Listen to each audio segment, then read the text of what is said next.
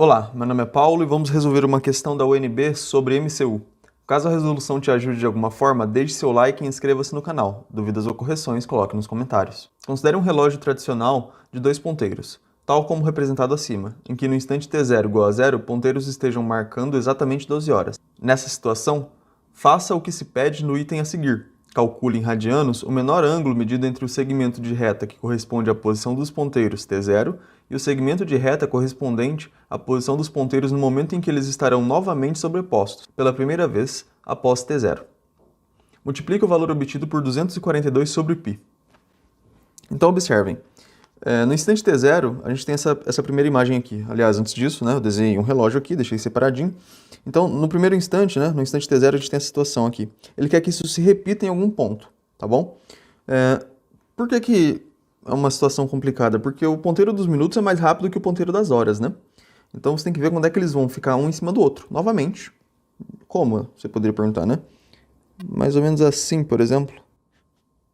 Quando é que eles estarão novamente? No instante depois de t0, né? Aqui é t0, aqui é um instante, sei lá, t', depois de t0.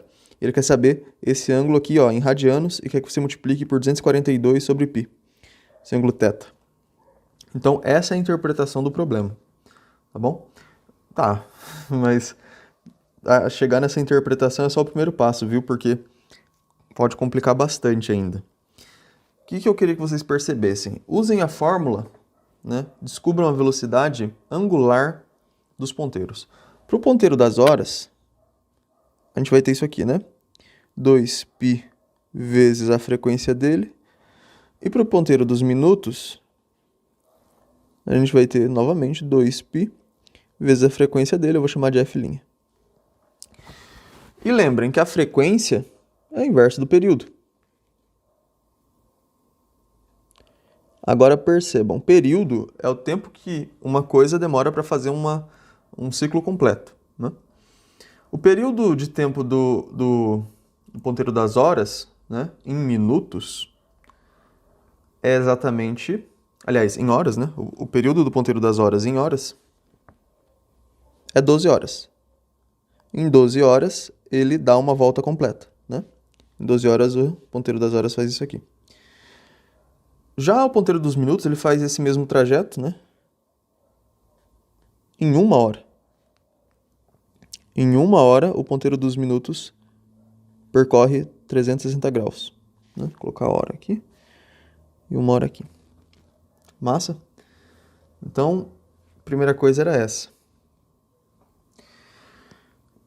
Agora a gente vai adaptar, A gente sabe o período, teoricamente não sabe a frequência, mas como a gente sabe que a frequência é a inversa do período, dá pra gente substituir na fórmula, E a gente encontra aqui a velocidade angular do ponteiro das horas vai ser 2π sobre o período. Isso é 2π sobre 12, já que o período é 12. Simplificando, você fica com π sobre 6. Isso em radiano por hora. Radiano por hora. Beleza. Fazendo o mesmo aqui, para os minutos, a gente fica com 2π sobre 1, E aí, é 2π radiano por hora. O que a gente vai fazer agora? A gente vai usar a velocidade relativa. Por quê? Porque percebam, eu vou tratar esses ponteiros como bolinhas, Eu tenho a bolinha das horas, que é mais lenta. E eu tenho a bolinha dos minutos, que é mais rápida.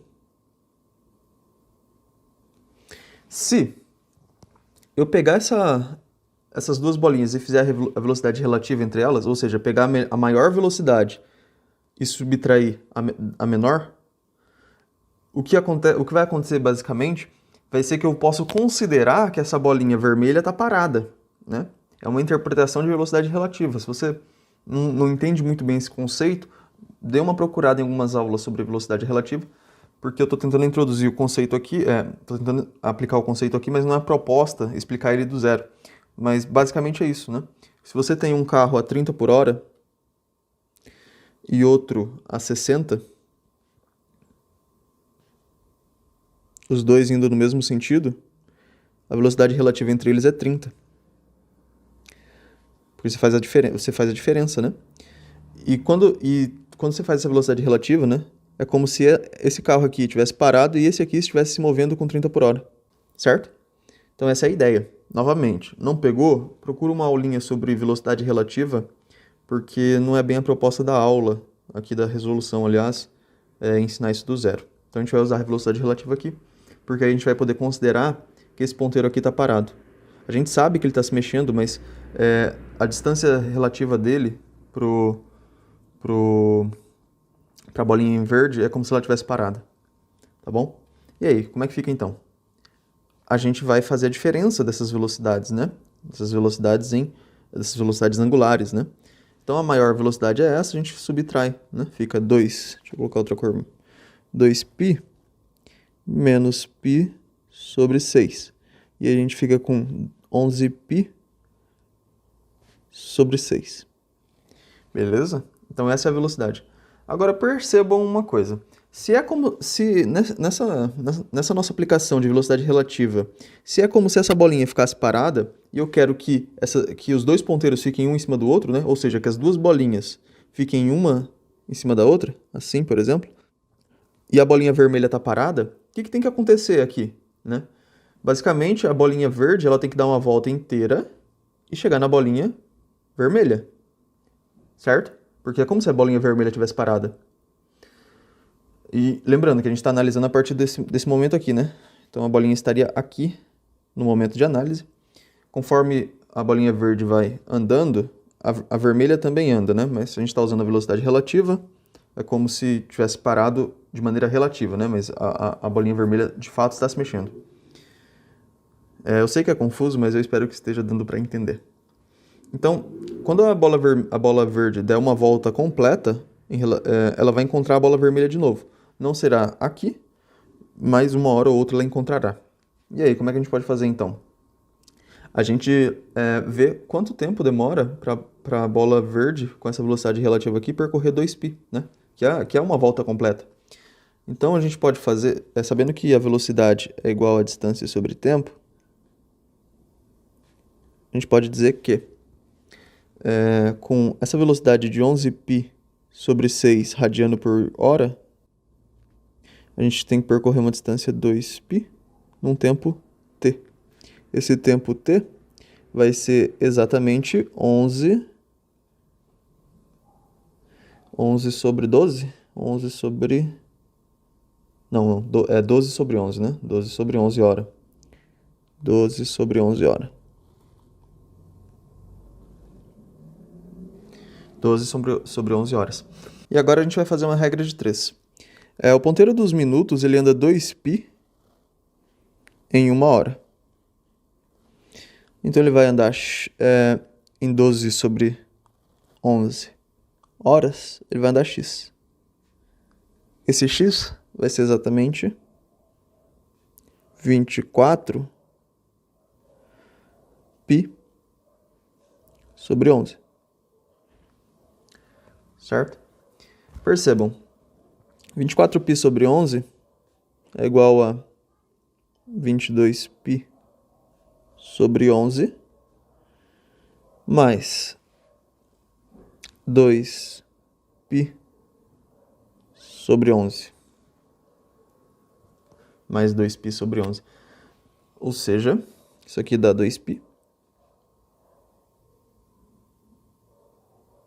mais 2π sobre 11. Certo?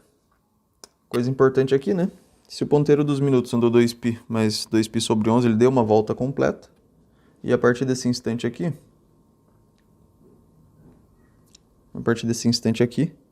ele anda mais 2π sobre 11 para poder encontrar a bolinha vermelha, né? Então, a partir desse instante, a bolinha vermelha estaria, sei lá, aqui. Então, esse ângulo aqui, θ, é 2π sobre 11. Certo? E aí? E aí que a gente agora multiplica esse 2π sobre 11, que é o nosso θ, pelo valor que ele deu, que é 242 sobre π.